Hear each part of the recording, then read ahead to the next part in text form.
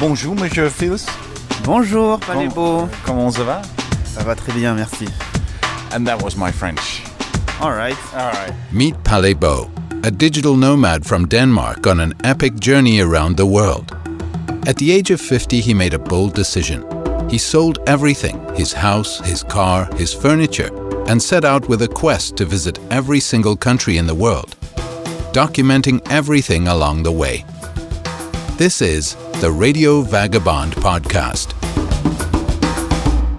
Roobens, you're a travel blogger, and we met the first time in Rotterdam. Just by pure coincidence, we got to stay in the same hostel, and not only that, in the same dorm room. We spoke a little bit in the afternoon, and then we went to the first meetup and realized that we were both going to the travel conference. Exactly. We were just chatting, like, a random chit-chat at the hostel, and, we're like, hey, okay, have fun in Rotterdam. And 2 hours later, found out we were at the same event. And then we met again in Czech Republic, and then we meet again here, and you're sort of my brother from another mother. Exactly, that's it. Yeah, we met again in Ostrava, Czech Republic, now here in Austin, Texas, and we're going to probably meet up again in London in a month or so. Yeah.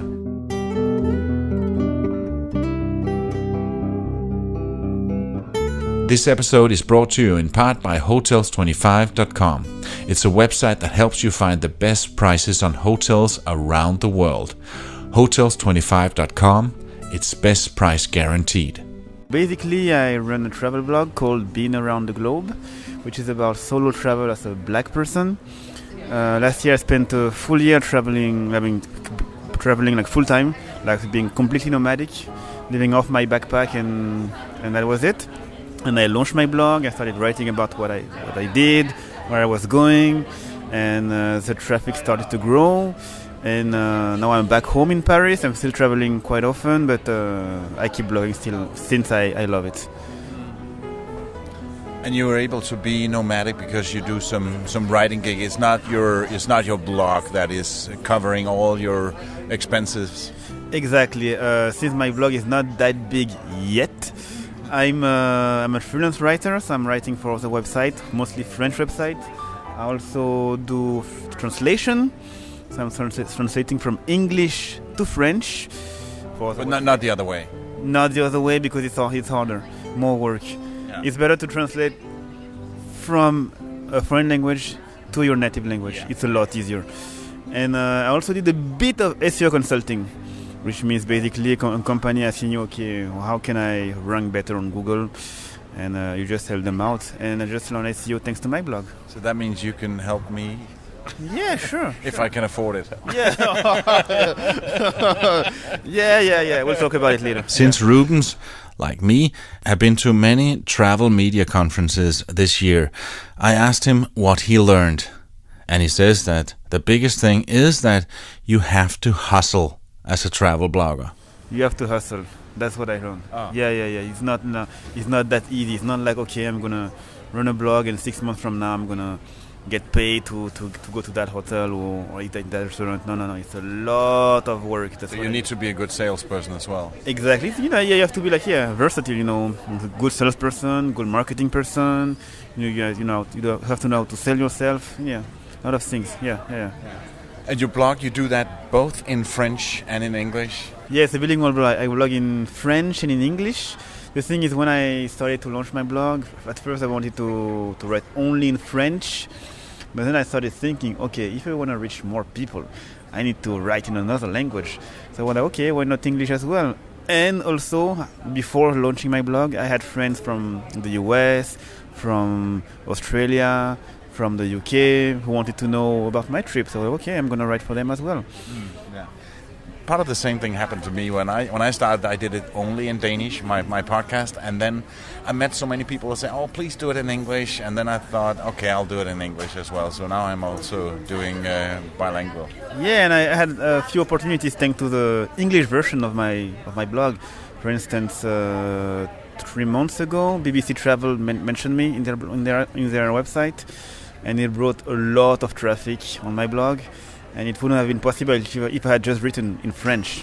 No. So yeah, and other freelance gigs, and even being here, people ask me, do you blog in French? No, in French and English. Oh, I'm gonna check your blog, and then they check my blog, and I say, oh, I like what you do. And again, it wouldn't have been possible if I had just written in French.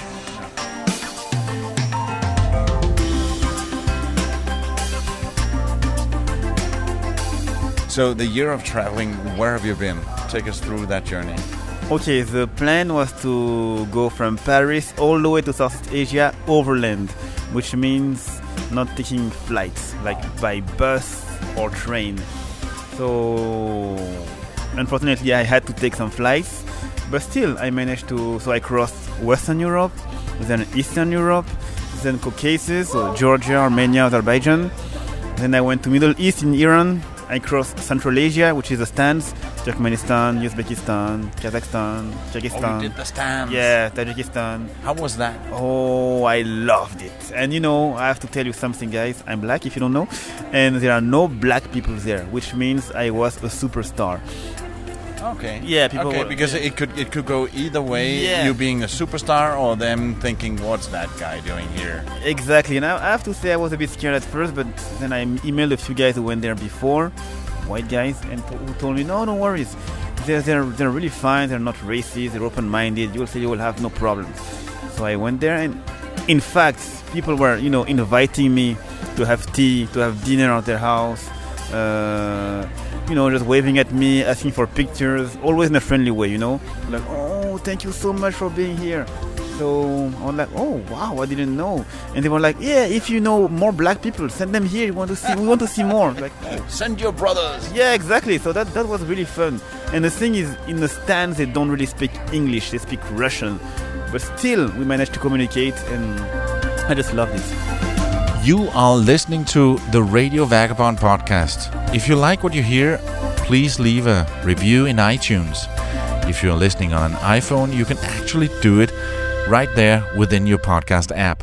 So yes, after the stands, I went to India, Sri Lanka, Nepal, Bangladesh, and then I made it to Southeast Asia. So the basics, Thailand. Was that overland as well? Yeah, I mean Southeast Asia, mostly overland. Yeah. So it was Thailand, Laos, Vietnam, Cambodia, Malaysia, Indonesia, and then I ended up in Hong Kong, Seoul in South Korea, and finally Japan before going back home.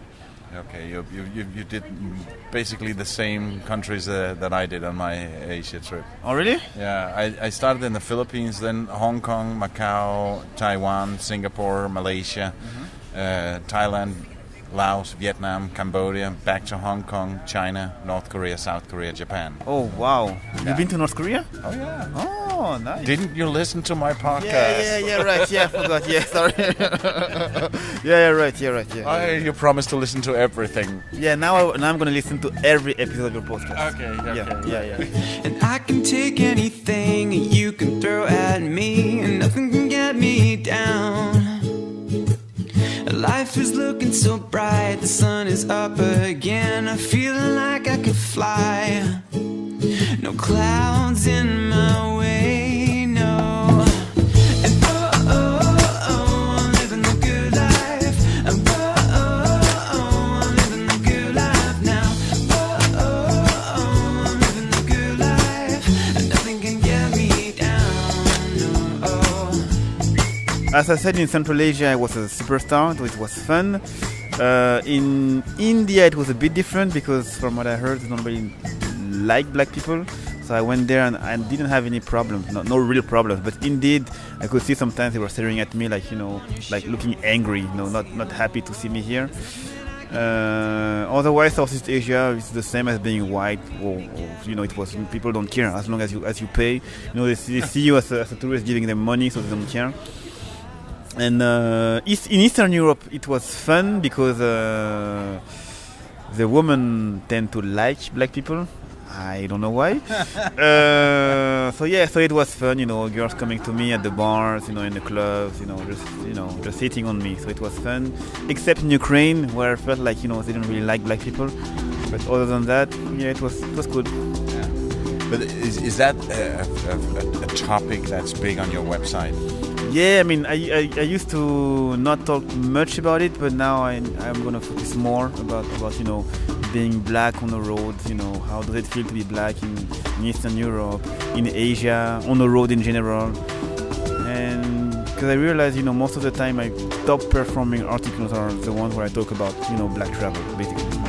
Roobens, it's truly always a pleasure, and we're going to hang out many times. Yeah, sure. Thank you so much, Palebo. Next Friday, I'll speak to Alexa Meisler from the BreakIntoTravelWriting Podcast. And remember that you'll get a regular travel podcast on Monday, so stay subscribed. My name's Palebo. See ya.